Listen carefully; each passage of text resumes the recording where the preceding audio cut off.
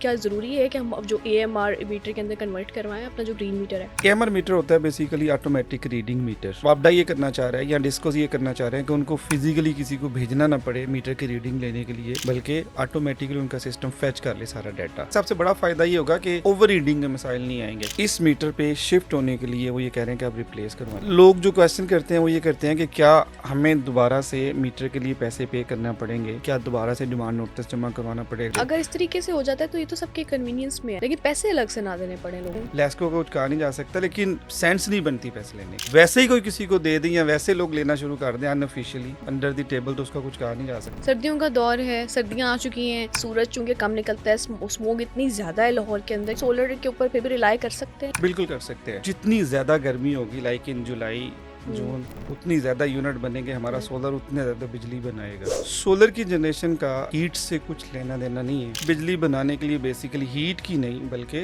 रोशनी की जरूरत होती है। आम एवरेज घरों में कितने प्लेट्स की जरूरत होती है? एक ऐसा घर जिसके अंदर एक एसी लगा हुआ है, एक फ्रिज है, डिस्पेंसर है, लाइट्स हैं, 2 घरों पे मुश्तमिल वो घर है और फैंस वगैरह लगे हुए हैं। इसके लिए आपका 5 किलोवाट का सफिशिएंट सिस्टम है। सबसे पहले तो वो जो नोटिस जो मैं देख चुकी हूँ अभी, वो नोटिस है क्या, वो किन लोगों पे ऊपर लागू होगा और क्या ज़रूरी है कि हम अब जो एएमआर मीटर के अंदर कन्वर्ट करवाएं अपना जो ग्रीन मीटर है? काफ़ी सारे लोगों को ये नोटिस आ रहा है और सभी सब डिवीजन्स के अंदर आ रहा है, सभी डिस्कोस के अंदर भी आ रहा है। ये बेसिकली वो लिख के भेज रहे हैं कि आप अपना जो कन्वेंशनल ग्रीन मीटर है उसको रिप्लेस करवाएं एएमआर मीटर से, सही। और उसके लिए आप अपने रेलिवेंट सब डिवीजन से रब्ता करें। ओके। एएमआर मीटर होता है बेसिकली ऑटोमेटिक रीडिंग मीटर। ये वापडा ये करना चाह रहा है या डिस्कोस ये करना चाह रहे हैं कि उनको फिजिकली किसी को भेजना ना पड़े मीटर की रीडिंग लेने के लिए, बल्कि ऑटोमेटिकली उनका सिस्टम फेच कर ले सारा डाटा। तो इस मीटर पे शिफ्ट होने के लिए वो ये कह रहे हैं कि आप रिप्लेस करवाएं। डिजिटलाइज हो रहा है बेसिकली। डिजिटलाइज हो रहा है ओके, ओके। बेसिकली।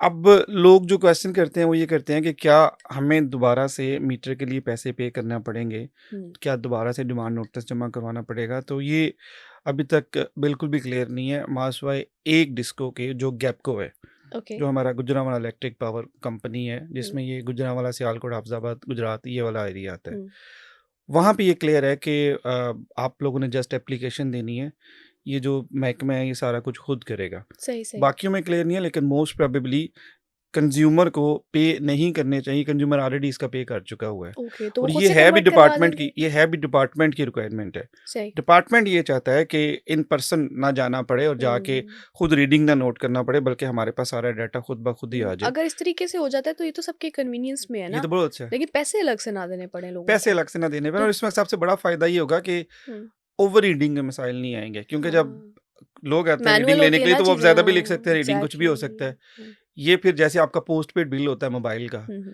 इस तरह आपको बिल आया करेगा, उसमें फिर ओवर रीडिंग या एक्स्ट्रा तो चार्जेस इसमें के कोई करप्शन के चांसेस तो नहीं होंगे? इसमें चांसेस सिस्टम। कम हो जाएंगे ना, हाँ, चांसेस खत्म हो जाएंगे ऑलमोस्ट। चीजें ऑलमोस्ट खत्म हो जाएंगी, लेकिन आप अभी आपको क्या लग रहा है कि वाकई जो मीटर में कन्वर्ट कराने के लिए लोगों को पैसे देने पड़ेंगे, नहीं देने पड़ेंगे?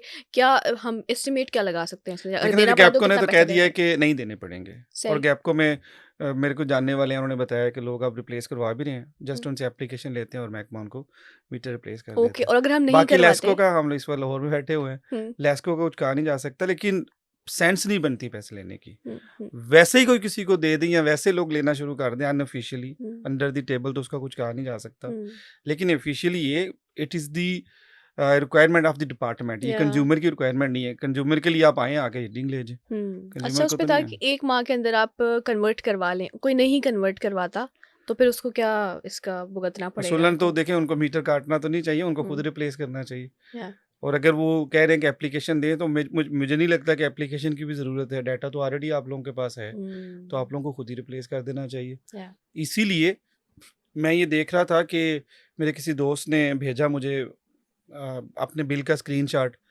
तो मैं कुछ दिन पहले वैसे ही बिल निकाला है, तो अगले मीटर पे नहीं आया हुआ था नोटिस वो वाला, हालांकि उन्होंने अभी रिप्लेस भी नहीं करवाया। अच्छा, तो मे बी अच्छा वो हमें खुद से सुनने कर से रहे पहले हों ही मे उन्होंने बी। समझ लिया हो कि इसकी तो ज़रूरत ही नहीं है नोटिस की भी। सारे क्रीडेंशियल्स ऑलरेडी उनके पास है। डिपार्टमेंट के पास हैं, फिर रिक्वायरमेंट भी उनकी है, मीटर भी उनके पास है, चेंज भी उन्होंने करना है। समझ नहीं आई कि ये उन्होंने खुद क्यों लिखा है। चीज़ें क्लैरिफाई नहीं हो पा शायद रही ना अवेयरनेस के अभी, लिए लिखा हो, विद बट ये है टाइम कि मे बी। ये उन्होंने ही चेंज करना है, उनकी हुँ, रिस्पॉन्सिबिलिटी या है। ओके। सेंस नहीं बनती लोगों से पैसे लेने की, और आई थिंक लेंगे भी नहीं। बिल्कुल लेने नहीं चाहिए। हुँ। सर्दियों का दौर है, सर्दियाँ आ चुकी हैं। अब जो है सोलर हमारे लिए कितना करामत है, क्योंकि हर किसी को ऐसा लगता है कि सूरज चूंकि कम निकलता है, स्मोग इतनी ज़्यादा है लाहौर के अंदर कि आप सूरज कभी कभी देखते हैं जो बहुत जल्दी ख़त्म हो जाता है। बिल्कुल तो सही। उसमें क्या हम सोलर के ऊपर फिर भी रिलाई कर सकते हैं या नहीं कर सकते? बिल्कुल कर सकते हैं।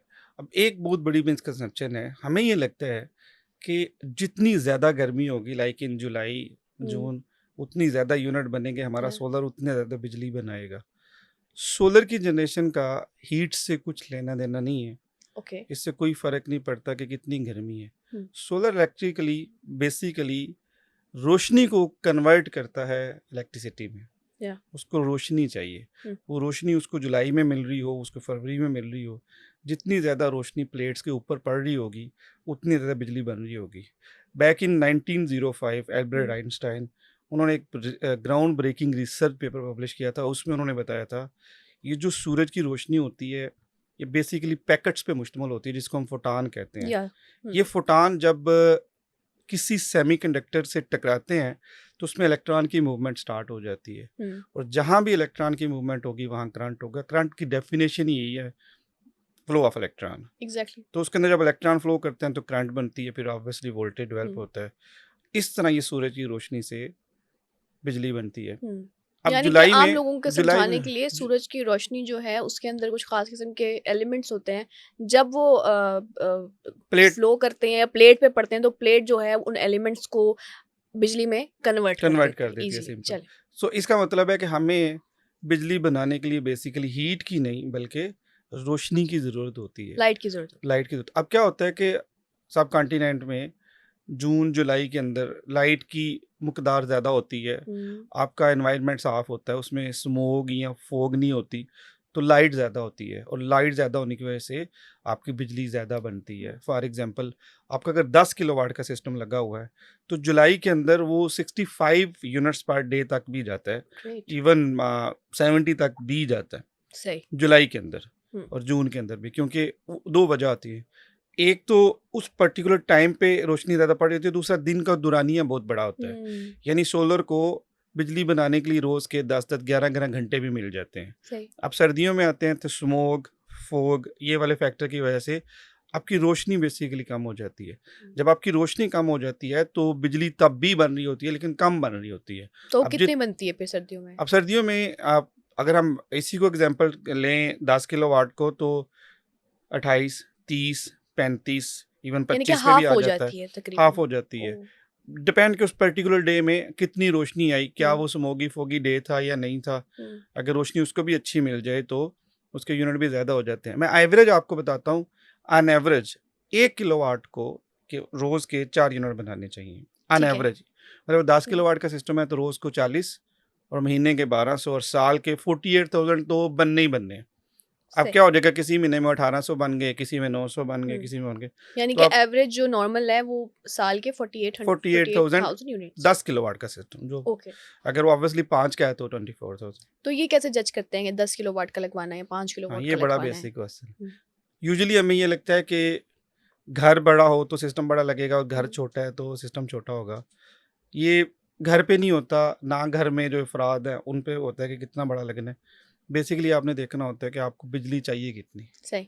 और उसके लिए एक बड़ा टिपिकल तरीका है कि आप कॉपी पेंसिल लें और लिखना शुरू करें कि आपके घर में क्या क्या चल रहा है। सही।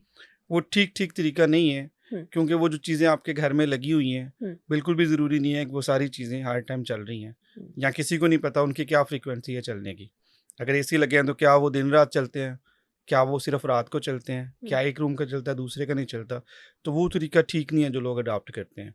इसका बड़ा सिंपल सा सीधा सा तरीका है, आप हम्म। इलेक्ट्रिसिटी का बिल लें, उस बिल के ऊपर 12 महीनों के यूनिट आ रहे होते हैं। ठीक है। कभी आप बिल देखेंगे ना तो हर महीने का यूनिट आ रहे होते हैं कि आपने जून में इतने यूनिट कंज्यूम किए थे, जुलाई में इतने किए थे, अगस्त में इतने किए थे।